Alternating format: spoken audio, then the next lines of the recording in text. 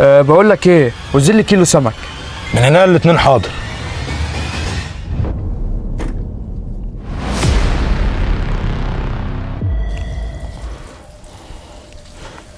ده اكبر.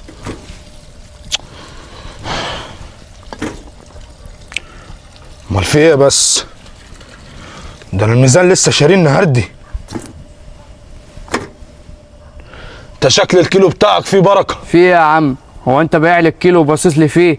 ما تبيع زي الناس. لا يا عم مش باصص لك فيه ولا حاجه، بس غريبه اول مره تحصل يعني. المفروض الاربع سمكات اللي بيرموا معايا كيلو. الله اكبر، مش عارف المشكله ان السمك صغير ولا الكيلو بتاعك فيه بركه. بس خلاص يا عم، هم ونصيبهم. الله يسهل لك وينزلوا بمعدتك في الشفا ان شاء الله. امسك. اول مره بيع لحد كده. اغرب كيلو سمك وزنته من يوم ما اشتغلت في الشغلانه. طب امسك. 5. لو سمحت عايز 5 كيلو سمك، اصل عندنا عزومه في البيت. 5 كيلو؟ بس والله اللي عندي ما يكفوش ال5 كيلو. انا هوزنهم لك وزي ما يطلعوا ان شاء الله يبقوا 5 كيلو. ماشي يا ريس. ايه يا احمد؟ الراجل عايز 5 كيلو سمك وهم مش مكفيين. مش مكفيني ازاي؟ هو انت بعد كام كيلو؟ انا لسه بايع كيلو من شويه. كيلو بس؟ ايوه بعت كيلو. كيلو كل السمك اتاخد كده ازاي يعني؟ طب والله يبارك لكم، انا بس متاخر، ممكن تدوني السمك وبعد كده حلوا مشاكلكم دي؟ استنى انت بس يا اخ، دلوقتي انا عايز اعرف السمك راح فين، ال2 كيلو راحوا فين؟ لو خدتهم يا احمد قول لي. خدتهم؟ هو انت بتسرجيني يا دولت؟ والله ما خدت حاجه. انا كل الحكايه لما كنت بسالك ان في سمك زياده جاي ولا لا، عشان التلج خلصان وخايف السمك يبوظ. يعني ازاي يعني؟ امال ال2 كيلو راحوا فين؟ انا عايز اعرف دلوقتي راحوا فين، وبعدين ما الميزان زي الفل اهو. ايه ده؟ ايه اللي جاب البتاع دي هنا؟ ما اعرفش ايه اللي جابها هنا. انا يعني ايه ما تعرفش؟ طوبه تحت الميزان بتعمل ايه؟ ماشي يا استاذ، خلاص روح اشتري من المحل التاني. اتكل على الله بس يا استاذ. الطوبه دي بتعمل ايه وبعت ايه وعملت ايه؟ انا عايز افهم. والله يا دولة ما اعرف جت ازاي، انا الميزان لسه مشتريه. مش معقول يعني الراجل اللي انا اشتريت منه الميزان هينسى دي. هينسى دي؟ هو طبيعي تشتري ميزان اصلا فيه طوبه؟ مين اخر واحد اشترى سمك منك من هنا؟ واحد لابس سويت شيرت ابيض. لابس سويت شيرت ابيض؟ ده لسه يعني من شويه؟ طب خلاص خليك واقف على الفرشه، انا هروح اشوفه واجي. استنى عندك، وانت هتعرف الراجل ازاي؟ ممكن تشوفي حد لابس ابيض غيره وتمسكي فيه وتعملي خناقه. اقف انت على الفرش وانا اللي اشوفه. طب ما اشوفه بسرعه بس وتعالى، انا مستنياك هنا. ماشي. الواد ده اتاخر كده ليه؟ اتاخرت عشان نجيب حاجه نحل بيها، عديت على الراجل بتاع الاستفندي ده، سرقت القفص ده كله وجيت. المهم انا سرقت 2 كيلو، يعني خلي الشباب النهارده تاكل، يعني هتغزل انت كده. اصلا حمار. خلي بالك اصلا هم شكوا في الميزان وشافوا الميزان وشافوا الطوبه وراحوا يدوروا عليك دلوقتي. انتوا الاثنين طابخين سوا وهي طلعنا انا حرامي.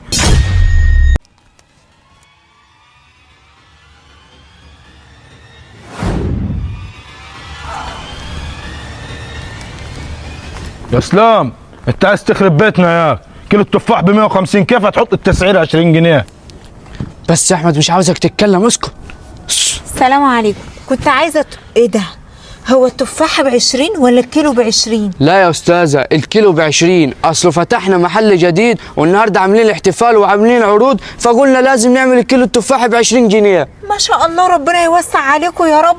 طب كنت عايزه كيلو. يا اسلام شفتي يا احمد دقيقه استنى. ايوه يا حبيبتي. ماشي ادينا كيلو. انت عاوزه كيلو؟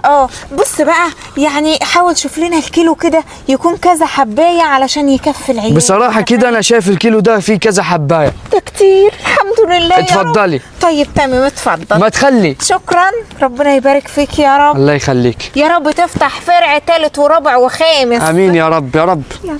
سلام عليكم. يا اسلام انا مش فاهم حاجه. فرع ايه اللي فتحناه وعروض ايه اللي انت عاملها على التفاح؟ مالك يا احمد انت مش فاهم ده كله وانا بعمل ايه؟ لا مش فاهم، ما تفهمني. ليه اديتها الكيلو ب20؟ انا اقول لك يا سيدي، الست دي انا شفتها. بقول لك ايه يا شهد، انا نفسي في تفاح قوي، تعالي نجيب تفاح النهارده. نجيب تفاح؟ بكام كيلو التفاح؟ الكيلو التفاح عامل 150 بس. انا امبارح جبت لحمه، يبقى عليك انت بقى الفاكهه النهارده. هات كيلو. حاضر يا استاذه. يا بنت بقول لك جايبه لحمه، يعني هاتي 2 3 كيلو. هات 2 كيلو تفاح وكيلو مانجا بستي. جدعه كده. اتفضلوا يا بنات. شكرا. مش عاوزين اي حاجه تاني؟ لا تسلم، خد الفلوس اهي. ماشي. يلا بينا. يا ماما انا نفسي في التفاحة وعمالة اقول لك بقالي شهر. معلش يا صوفي، ما انت عارفه الميزانيه على قدي ومش هقدر ان انا اجيب تفاح. يلا يا صوفي يلا.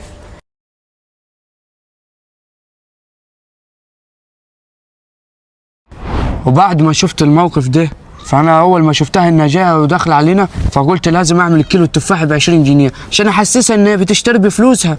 والله انت عيل فجر يا اخي. تصدق انت اللي فجري ما بتحبش تطلع حاجه لله خالص. مين قال لك اني مش هطلع لله؟ كنت هقول لك اديها الطبق التاني واديها كيلو مانجي، طالما انت بتعمل خير زود. ما هو بفلوسك انت تطلع، ما بفلوسي انا، انت مالك انت؟ انا برضه اللي فجري. بقول لك ايه، فك الكتانه دي شويه. ها طيب اقول لك زي بعض يا اخي، انا مروح للعيال عايز 2 كيلو بطاطس على كيلو فلفل. ماشي، والحساب ده على مين ان شاء الله؟ مع بعضينا مش شدني. طيب ماشي، على بعضينا. انت كده كده الحساب قفلته معايا، يعني انت اخر الشهر هتاخد لك 60 جنيه يعني ولا ايه؟ 60 جنيه؟ ما هتعمل ايه؟ يا اخي والله يا اخي انا عايز اجي لك وتديني لله احسن، مش عايز منك بفلوس. روح يا احمد روح. السلام عليكم، كنت عايز 20 عدة تفاح، عندنا فرح عقبال عندك ان شاء الله. 20 عداية تفاح؟ ده اول مرة تحصل معايا. عينيا يا ريس، 5 دقايق ويكون ال 20 عداية تحت رجلك، ثواني بس.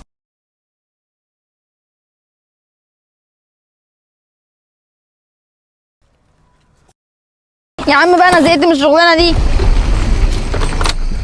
تشتغلي معايا وتاخدي 20,000 دولار يا بت انت؟ 20,000 دولار؟ ده انا خدمتك، ده انا جاي معاك. خد يا بت، تعالي هنا.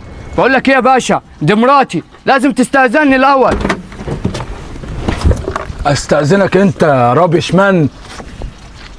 تعالي. بقول لك ايه، انت هتاخد مراتي مني ولا ايه؟ استنى بس استنى، هتخليني زي الأمورة دي؟ زي استنى يا بت، ما تتكلميش.